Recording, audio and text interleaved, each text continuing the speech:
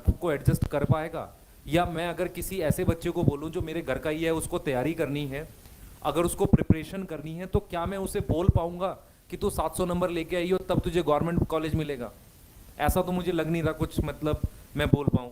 या मैं उस बच्चे को कैसे रोकूं फील्ड चेंज करने से, जो कह रहा है कि सर एक काम करते हैं ना, बायो छोड़ के आर्ट्स से हम लोग ग्रेजुएशन कर लेते हैं, फिर कोई और एग्जाम देंगे, जब इतना कंपटीशन है तो कोई और एग्जाम में जाते हैं। आप बताओ। 3 साल में बच्चा सर, 3 साल के अंदर बच्चा, बिल्कुल बच्चे ये कह रहे हैं कि सर 3 साल हो गए मुझे, 3 साल के अंदर मैं अपने मार्क्स को जहां 650 पर लेकर के आ रहा हूं, और 650 पर लाने के बाद जहां मैंने 3 साल अपना 12th के बाद बिल्कुल इंजॉय सब कुछ अपना खत्म कर दिया, इन 3 साल बाद जब मेरे 650 मार्क्स आ रहे हैं और आज की डेट में कोई भी कॉलेज ऐसा नहीं है जो कि मुझे लग रहा हो कि इस रैंक पर मिल जाएगा, तो सर क्या मुझे अब अपना अपना रूट चेंज कर देना चाहिए? क्या सर मैं आर्ट में चला जाऊं? क्या सर मैं बीएससी कर लूं? मतलब बच्चे का विश्वास खत्म हो रहा है सिस्टम से, सीधी सी बात। और ऐसी अगर विश्वास खत्म हुआ सिस्टम से तो फिर मतलब कहाँ, कहीं ना कहीं बच्चे का सिस्टम से भी, और कहीं हम लोग भी तो भाई इसी चीज से जुड़े हुए हैं। भाई हमारी और आपकी जो लड़ाई है, लड़ाई कह सकते हो, या जो हम चाह रहे हैं कि जो जिस बार गड़बड़ हुई है वो कहीं ना कहीं सिस्टम के खिलाफ है, क्योंकि सिस्टम जो इस तरीके से रैंक में इन्फ्लेशन देखने को मिला है जो अब तक नहीं हुआ। आपको याद हो 2015 और 16 में भी पेपर लीक हुआ था, ठीक है? तब उस समय ऑर्गेनाइजेशन ने मना कर दिया था कि नहीं नहीं हमारी तरफ से सब कुछ ओके है, वो कोर्ट में गया, ठीक है, प्रेशर बना तब जाकर के वो री हुआ, मतलब दोबारा से एआई पीएमटी हुआ। उस समय ऑल इंडिया पीएमटी होता था।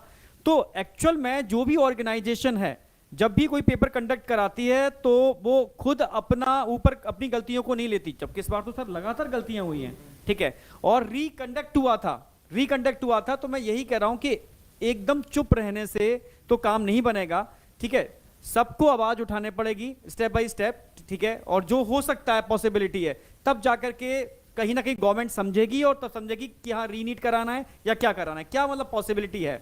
बेटा एक बात मैं आपसे पूछता हूँ कि जैसे इतने सारे बच्चे 720 के आए ना, मान लो मेरा कोई पढ़ाया हुआ बच्चा 720 लेकर आता है, तो मुझे इससे मान लो अगर वो अकेला होता ना तो मुझे बहुत खुशी होती। मैं बताता हूँ टीचर का क्या नेचर होता है। टीचर का नेचर ये नहीं होता है कि मेरा बच्चा 720 लाया, मैंने पढ़ाया, उस पर बहुत मेहनत करी तो वो लेकर आया, बाकी किसी का नहीं आया, ये भी हमें इसे अचीवमेंट बोलते हैं। अब ऐसा नहीं है कि बेटा 69 बच्चों के 720 से मैं खुश हो रहा हूँ, क्योंकि ये नॉर्मल नहीं है ना। और दूसरी चीज़ क्या होती है बेटा, ये जो गड़बड़ हुई है ना, इससे दो लोग इंपैक्ट हुए हैं मेनली, एक स्टूडेंट और दूसरा वो टीचर जो एक्चुअल क्लास में पढ़ाता है।